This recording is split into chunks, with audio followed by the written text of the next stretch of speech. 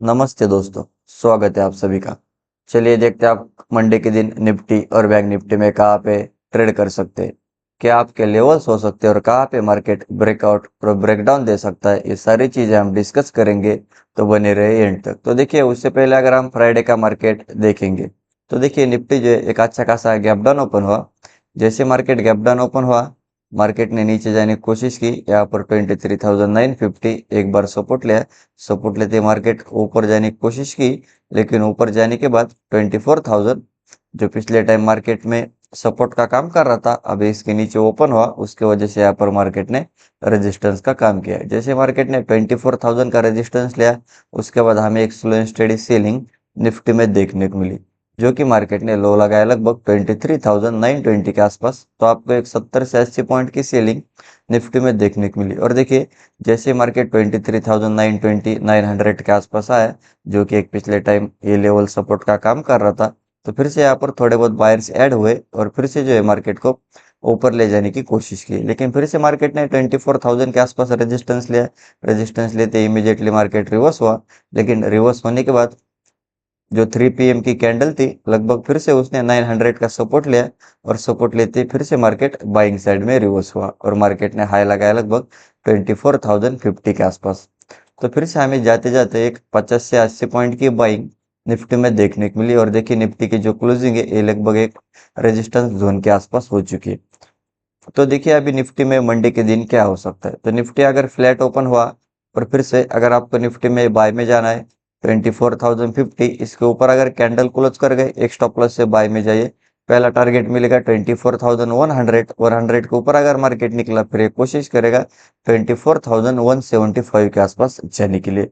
और 175 के ऊपर अगर निकला तो ये सीधा 250 और 300 के आसपास जा सकता है। और देखिए, अगर आपको निफ्टी में सेल में जाना है, मार्केट फ्लैट ओपन हुआ और फिर से अब ये 24,000 जो कि एक हमारा राउंड लेवल और साइकोलॉजिकल नंबर है, इसके नीचे अगर कैंडल क्लोज कर गए, आप एक स्टॉप लॉस से सेल में जा सकते हैं।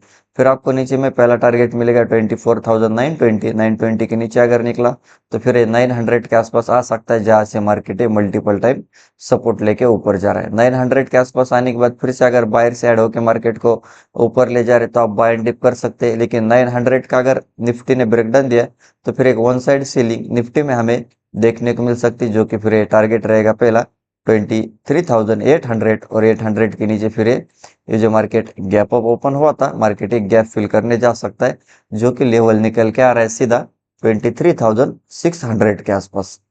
और देखिए, अगर निफ्टी में बहुत बड़ा गैप अप ओपन हुआ, जैसे कि 24,100 के ऊपर, और फिर से अगर मार्केट पुल बैक लेके ऊपर जा रहा, तो आप बाय में जा सकते हैं। अगर बहुत बड़ा गैप डाउन ओपन हुआ 23,900 के नीचे और फिर से अगर मार्केट रेजिस्टेंस लेके नीचे जा रहा है, तो आप सेल ऑन राइज कर सकते हैं। और हम डेली टाइम फ्रेम पे अगर निफ्टी को देखेंगे तो देखिए, निफ्टी ने एक डोजी कैंडल बनाई, क्योंकि इंट्राडे में दोनों साइड मार्केट ने मोमेंटम किया।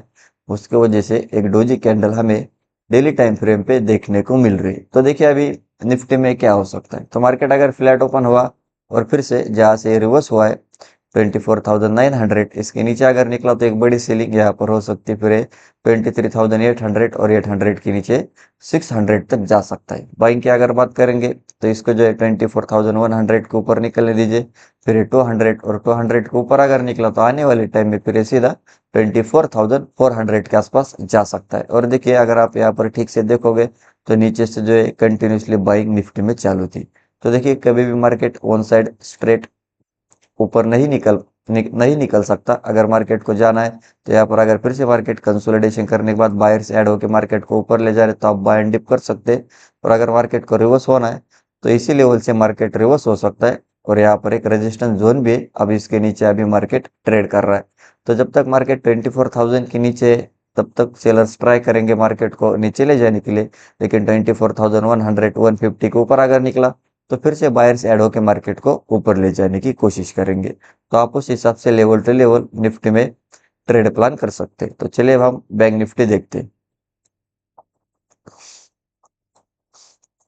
देखिए बैंक निफ्टी की बात करेंगे, सिमिलर बैंक निफ्टी में एक अच्छा खासा गैप डाउन ओपन हुआ।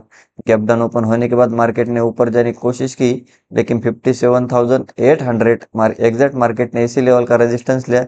रेजिस्टेंस लेते ही मार्केट नीचे गए और हमें एक slow and steady selling bank Nifty में देखने को मिली, जो कि मार्केट ने लो लगाया लगभग 57,500 के आसपास। और 500 के आसपास जाने के बाद अगर आप यहाँ पर देखोगे तो एक सपोर्ट जोन था, पिछले टाइम इसी लेवल से बाइंग स्टार्ट हुई थी। तो 500 के आसपास आने के बाद फिर से मार्केट ने सपोर्ट लिया, सपोर्ट लेते ही 600 के ऊपर ब्रेकआउट बैंक निफ्टी ने दिया और उसके बाद फिर से मार्केट जो है 57,800 तक गया। तो फिर से हमें एक 200 पॉइंट की बाइंग बैंक निफ्टी में देखने को मिली। फिर से मार्केट ने 800 का रेजिस्टेंस लिया, थोड़ा बहुत मार्केट नीचे आया और बीच में अभी इसकी क्लोजिंग हो चुकी है। तो देखिए अभी बैंक निफ्टी में मंडे के दिन क्या हो सकता है। तो बैंक निफ्टी अगर फ्लैट ओपन हुआ और फिर से अगर आपको बैंक निफ्टी में बाय में जाना है 57,700 के ऊपर अगर मार्केट निकला, पहला टारगेट जो रहेगा आपका वो रहेगा 57,800। लेकिन 800 के ऊपर अगर मार्केट निकला तो फिर सीधा 58,000, और 58,000 के ऊपर अगर फिर से बैंक निफ्टी निकला तो फिर से हमें एक अच्छी खासी शॉर्ट कवरिंग और फ्रेश बाइंग बैंक निफ्टी में देखने को मिल सकती है, जो कि टारगेट रहेगा सीधा 58,500 तक मार्केट जा सकता है। और देखिए अगर आपको बैंक निफ्टी में सेल में जाना है 57,600, इसके नीचे अगर कैंडल क्लोज करके आप एक स्टॉप लॉस से सेल में जाइए, फिर आपको पहला टारगेट मिलेगा 500। लेकिन 500 का अगर मार्केट ने ब्रेकडाउन दिया तो फिर एक बड़ी सीलिंग यहाँ पर हो सकती, जो कि टारगेट रहेगा सीधा 57,500 का। अगर मार्केट ने ब्रेकडाउन दिया तो फिर 200 और 200 के नीचे फिर 57,000 तक जा सकता है, क्योंकि अगर आप यहाँ पर देखोगे तो हर 100 से 50 पॉइंट पे यहाँ पर सपोर्ट जोन है।